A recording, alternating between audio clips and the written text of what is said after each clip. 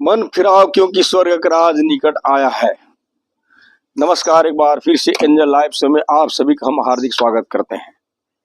मन फिराओ क्योंकि स्वर्ग का राज निकट आया है। मेरे प्रिय भाई बहनों, स्वर्ग का राज्य में हम तभी प्रवेश कर सकते हैं जब प्रवेश करने के सिस्टम को जानेंगे और उस सिस्टम को मानेंगे। कह देने और सुन लेने से कोई स्वर्ग के राज में प्रवेश नहीं कर सकता।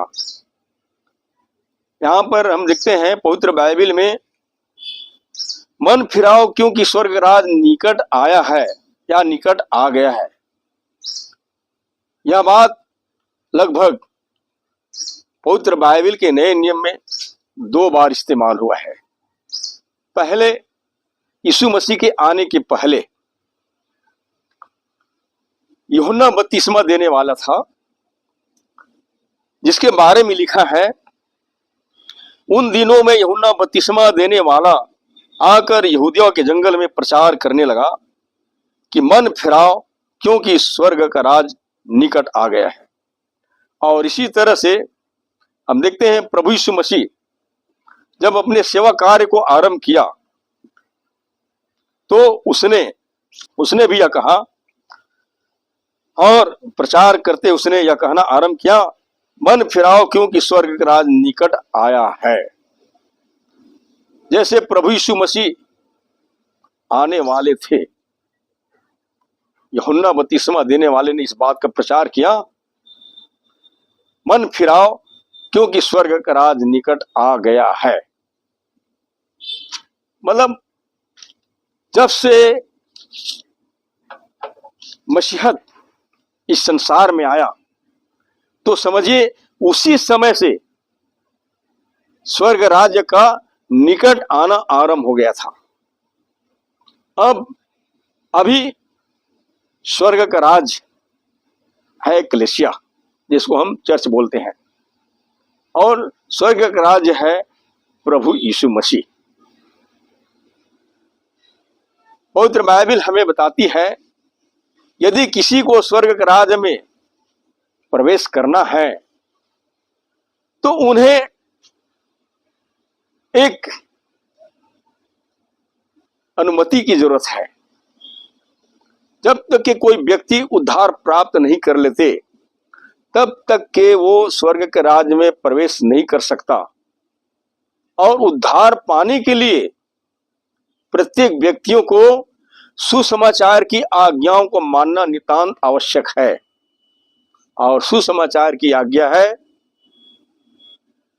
कि वे सुसमाचार की बातों पर विश्वास करें, अपने पापों से मन फिराए, फिर प्रभु यीशु मसीह को परमेश्वर का पुत्र स्वीकार करें और फिर अपने पापों की क्षमा के लिए प्रभु यीशु मसीह के नाम की बपतिस्मा ले। तो यह है सुसमाचार की आज्ञा है।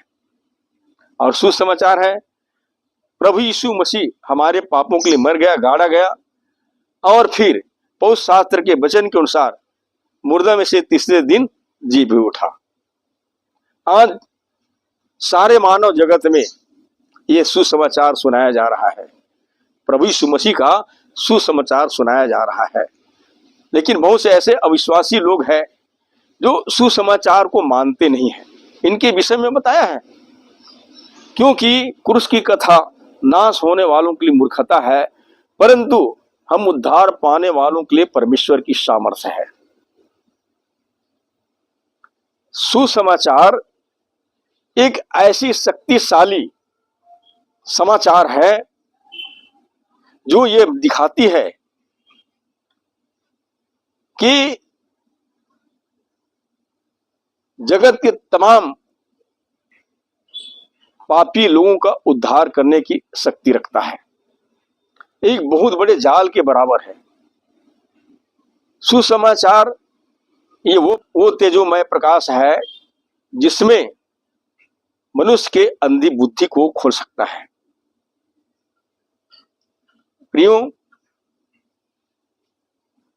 जहां तक देखने में आता है कि संसार के तमाम लोगों की बुद्धि को संसार की ईश्वर ने अंधी कर रखा है। आज इन्हें एक प्रकाश की जरूरत है, तेजोमय प्रकाश की जरूरत है, और वो तेजोमय प्रकाश है सुसमाचार। प्रभु यीशु मसीह ने कहा था, मैं तुमसे सच सच कहता हूं कि जब तक कि कोई नए सिरे से न जन्मे स्वर्ग के राज्य को कदापि नहीं देख सकता। जाना तो दूर की बात है, स्वर्ग के राज्य को देख नहीं सकता जब तक कि कोई व्यक्ति नए सिरे से न जन्मे। और नए सिरे से जन्म लेने का मतलब है जल और आत्मा से जन्म लेना। ये तो अवश्य है कि जितने भी मानव जन्म में, मानव शरीर में जन्म लिए हैं, उनका एक बार शारीरिक जन्म हुआ है, लेकिन स्वर्ग के राज में प्रवेश पाने के लिए आत्मिक जन्म का होना जरूरी है। आत्मा से जन्म लेने की जरूरत है। इसलिए प्रभु यीशु मसीह ने कुछ दूर आगे चल करके कहा, मैं तुमसे सच सच कहता हूं कि जब तक के कोई जल और आत्मा से न जन्मे वह स्वर्ग के राज्य को कदापि नहीं देख सकता। प्रियो, ये शरीर, मांस और लहू स्वर्ग राज्य के भागी नहीं हो सकता। स्वर्ग के राज्य में प्रवेश करने के लिए हर एक मनुष्य को आत्मिक जन्म होना जरूरी है। हर लोगों की आत्मिक जन्म होना जरूरी है, क्योंकि बाइबल हमें बताती है कि जो शरीर से जन्मा वो शरीर है, और जो आत्मा से जन्मा है वो आत्मा है। ये शरीर स्वर्ग राज्य को नहीं जा सकता,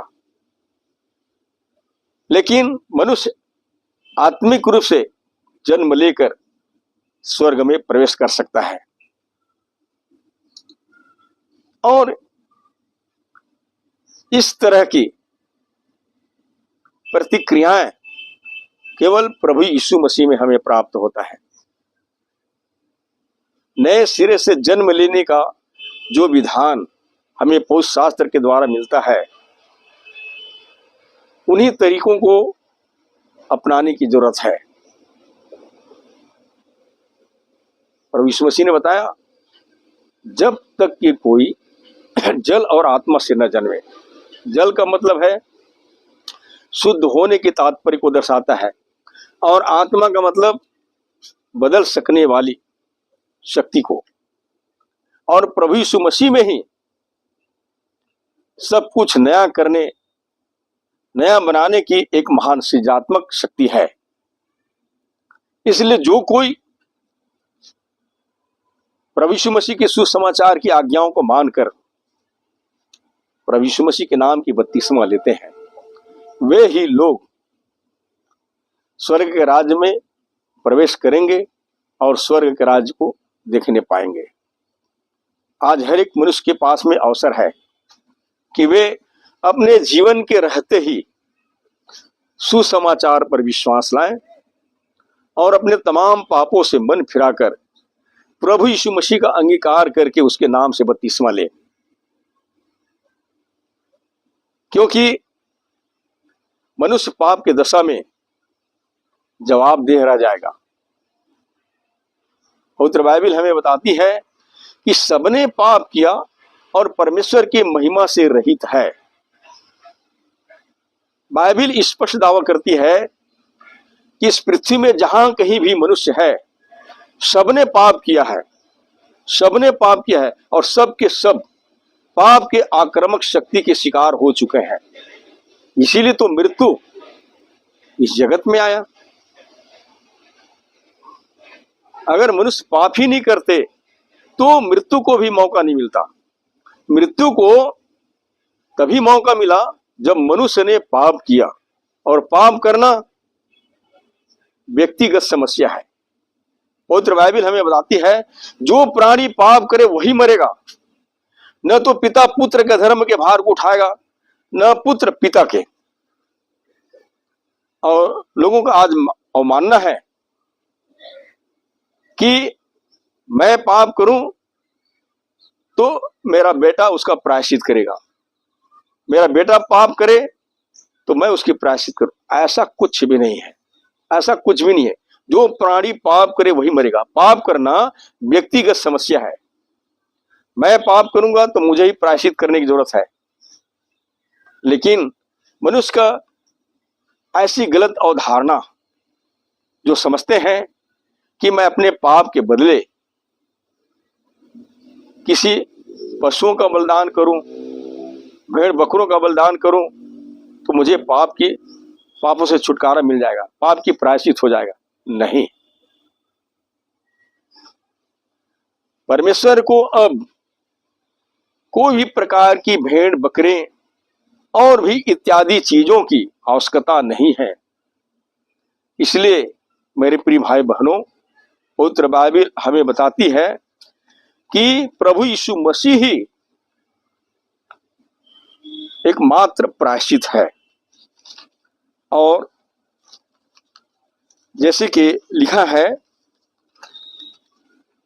हे मेरे बालकों, मैं ये बातें तुम्हें इसलिए लिखता हूं कि तुम पाप न करो, और यदि कोई पाप करे तो पिता के पास हमारा एक सहायक है, अर्थात धर्मी यीशु मसीह, और वही हमारे पापों का प्रायश्चित है, और केवल हमारे ही नहीं वरन सारे जगत के पापों का भी।